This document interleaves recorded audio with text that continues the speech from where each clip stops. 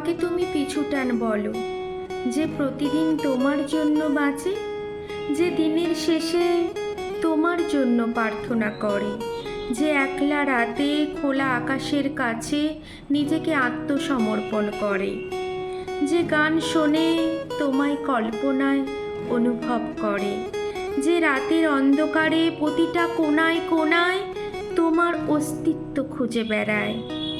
সে জানে সত্য খুবই কঠিন, তবুও আবারও একবার আঁকড়ে ধরতে চায়, তবুও রঙিন স্বপ্ন দেখে। তাকে কি তুমি পিছুটান বলছো? এরা পিছুটান নয়, এরা গল্প। মিথ্যেগুলোকেও সত্যি করতে হয়, তাদেরকে আলতো করে আগলে রাখতে হয়।